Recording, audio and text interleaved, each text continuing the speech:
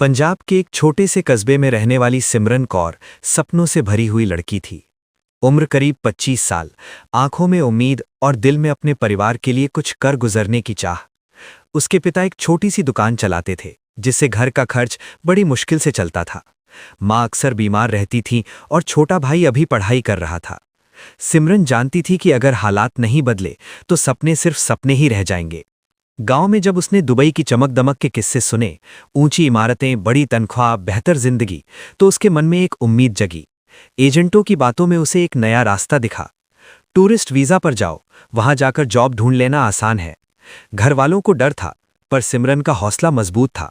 आखिरकार कुछ गहने बेचकर और उधार लेकर उसने दुबई का टूरिस्ट वीजा लिया। जिस दिन वो दुबई के लिए रवाना हुई, मां की आंखों में आंसू थे और पिता के चेहरे पर चिंता। बेटी, खुद का ध्यान रखना, परदेस हर किसी का सगा नहीं होता। सिमरन ने मुस्कुराकर सिर हिला दिया, लेकिन दिल कांप रहा था। जब सिमरन दुबई पहुंची तो उसकी आंखें चमक उठीं। चारों तरफ ऊंची इमारतें, चमकती सड़कें, तेज रफ्तार जिंदगी। लेकिन कुछ ही दिनों में उसे एहसास हो गया, ये शहर सिर्फ देखने में खूबसूरत है, रहने में नहीं। टूरिस्ट वीजा पर नौकरी ढूंढना आसान नहीं था। हर जगह एक ही सवाल, वर्क वीजा है? दिन बीतते गए, पैसे तेजी से खत्म होने लगे। कमरा छोटा था, शेयरिंग में। हर सुबह वो फाइल लेकर निकलती, हर शाम थकी हुई लौटती। कभी किसी ऑफिस में घंटों बैठाकर मना कर दिया जाता, कभी सीधे अंदर भी नहीं घुसने दिया जाता। रात को फोन पर मां से बात करती तो झूठ बोलती, सब ठीक है, बस थोड़ा टाइम लगेगा। एक दिन सिमरन एक रेस्टोरेंट के बाहर खड़ी थी।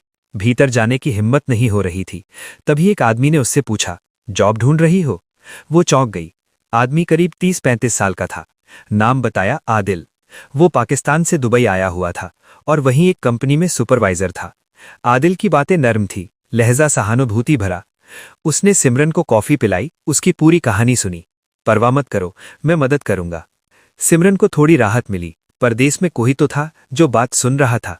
आदिल की पहचान से सिमरन को एक होटल में रिसेप्शनिस्ट की नौकरी मिल गई। हालांकि तनख्वाह ज्यादा नहीं थी, पर शुरुआत के लिए काफी थी। सिमरन ने दिल से काम किया, समय पर आना, मुस्कुराकर बात करना, हर मेहमान को सम्मान देना। धीरे धीरे मैनेजमेंट भी उससे खुश रहने लगा। आदिल अक्सर उससे मिलने आता, कभी हाल पूछता, कभी खाने का ऑफर देता। शुरुआत में सब सामान्य था। कुछ महीनों बाद आदिल का रवैया बदलने लगा। वो ज्यादा फोन करने लगा, बातों में अधिकार झलकने लगा। मेरी वजह से जॉब मिली है, मेरे बिना तुम यहां कुछ नहीं कर पाओगी। सिमरन असहज होने लगी। एक दिन आदिल ने सीधे कह दिया, मैं तुमसे प्यार करता हूं। सिमरन चुप रह गई। उसने साफ शब्दों में कहा, मैं यहां काम करने आई हूं, किसी रिश्ते के लिए नहीं। आदिल को यह बात बुरी लगी। उसका अहंकार आहत हो गया। आदिल का व्यवहार अब ठंडा और चुभने वाला हो गया। वो मैनेजर के पास जाने लगा, छोटी छोटी बातों को बढ़ा चढ़ाकर बताने लगा। वो ठीक से काम नहीं करती, एटीट्यूड ठीक नहीं है। सिमरन को कुछ समझ नहीं आ रहा था। एक दिन उसे ऑफिस बुलाया गया। मैनेजर ने ठंडे लहजे में कहा, we don't need your services any more. उसके पैरों तले जमीन खिसक गई। न कोई गलती बताई गई, न कोई मौका, बस नौकरी खत्म। सिमरन होटल से बाहर निकली तो दुबई की ऊंची इमारतें उसे चुभने लगी। आंखों से आंसू बहने लगे। आदिल दूर खड़ा सब देख रहा था। उसके चेहरे पर अफसोस नहीं, बल्कि गुस्सा था। होटल के बाहर खड़ी सिमरन कौर को ऐसा लग रहा था जैसे दुबई की सारी चमक अचानक बुझ गई हो। अभी कुछ घंटे पहले तक वही इमारतें उसे उम्मीद देती थीं और अब वही इमारतें उसे बोझ लग रही थी। उसके हाथ में छोटा सा बैग था, आंखों में आंसू और दिमाग में सिर्फ एक सवाल, अब क्या होगा? नौकरी जाना सिर्फ नौकरी जाना नहीं था, उसके साथ उसकी इज्जत, उसका आत्मविश्वास और परिवार की उम्मीदें भी जैसे उसी पल छिन गई थीं। उसने खुद को संभाला। रोने से कुछ नहीं बदलने वाला था। उस रात सिमरन अपने कमरे में देर तक बैठी रही। कमरे की 4 दीवारें उसे और भी छोटी लग रही थी। रूममेट्स अपने काम से थकी हुई सो चुकी थी। सिमरन ने मोबाइल निकाला, मां का मिस्ड कॉल था। उसका दिल कांप गया, क्या बताएगी? आखिरकार उसने कॉल किया। मां की आवाज आई, बेटी सब ठीक है ना? सिमरन कुछ पल चुप रही, फिर वही झूठ, हाँ मां, बस थोड़ी थक गई हूं। कॉल कटते ही उसके आंसू टूट पड़े। परदेस में रोने की आवाज भी दबाकर रखनी पड़ती है। अगले कुछ दिन सिमरन नई नौकरी की तलाश में बिताए, लेकिन दुबई अब पहले जैसा नहीं लग रहा था। हर जगह वही सवाल, why did you leave your last job? और उसके पास कोई जवाब नहीं था। सच बताती तो शक, झूठ बोलती तो डर। कुछ जगहों पर उसे गलत नजरों से देखा गया, कुछ जगहों पर सीधे कहा गया, tourist visa girls are risky. उसने पहली बार महसूस किया कि परदेस में औरत होना और अकेले होना कितना भारी पड़ता है। एक शाम जब वो थकी हुई सड़क किनारे बैठी थी, तभी आदिल सामने आ खड़ा हुआ। देखा, मेरे बिना तुम्हारा क्या हाल है। उसकी आवाज में सहानुभूति नहीं बल्कि जीत का घमंड था। सिमरन ने नजरें झुका ली। आदिल बोला, अगर तुम मेरी बात मान लेती तो आज सड़क पर न बैठी होती। उसने साफ शब्दों में कहा, मैं मदद कर सकता हूं, लेकिन सब कुछ एक कीमत पर। उसका शरीर सहर उठा। उसने हिम्मत करके कहा, मुझे आपकी मदद नहीं चाहिए।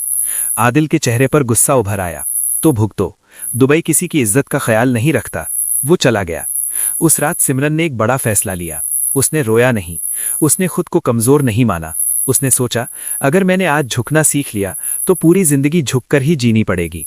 अगले दिन उसने एक एनजीओ का पता निकाला जो दुबई में फंसी महिलाओं की मदद करता था। एनजीओ के ऑफिस में बैठी सिमरन पहली बार खुलकर रोई। उसने पूरी कहानी सुनाई। वहां बैठी एक भारतीय महिला ने उसका हाथ पकड़ा और कहा, तुम अकेली नहीं हो। एनजीओ ने उसे कानूनी जानकारी दी। उसे बताया कि किस तरह से नौकरी से गलत तरीके से निकाला गया था। उन्होंने उसके लिए एक लीगल नोटिस तैयार किया और होटल मैनेजमेंट को भेजा। ये सिमरन के लिए नया अनुभव था। डर के साथ साथ उम्मीद भी थी। होटल मैनेजमेंट ने जवाब दिया। उन्होंने माना कि बिना सही जांच के उसे निकाला गया था। आदिल का नाम सामने आया। मैनेजमेंट ने सफाई दी, वी वर मिसलेड। आदिल को चेतावनी दी गई। उसकी कंपनी में भी उसकी शिकायत पहुंची। सिमरन पहली बार महसूस कर रही थी कि सच धीरे चलता है लेकिन गिरता नहीं। एनजीओ की मदद से सिमरन को एक छोटे से कॉल सेंटर में नौकरी मिल गई। तनख्वाह कम थी लेकिन माहौल सुरक्षित था। वो दिन रात मेहनत करने लगी, साथ ही अपने वर्क वीजा की प्रक्रिया भी शुरू की। धीरे धीरे चीजें पटरी पर आने लगी। उसने घर फोन किया और इस बार सच बताया। मां रोई, पिता चुप रहे। फिर पिता ने कहा, बेटी, अगर इज्जत बची है तो सब कुछ बचा है। कुछ महीनों बाद सिमरन को पता चला आदिल की नौकरी चली गई थी। उसके खिलाफ कई शिकायतें थीं। वो दूसरी लड़कियों के साथ भी ऐसा ही करता था। अब वो दुबई छोड़कर जा रहा था। सिमरन ने ये खबर सुनी, लेकिन उसके दिल में खुशी नहीं थी, बस एक सुकून था।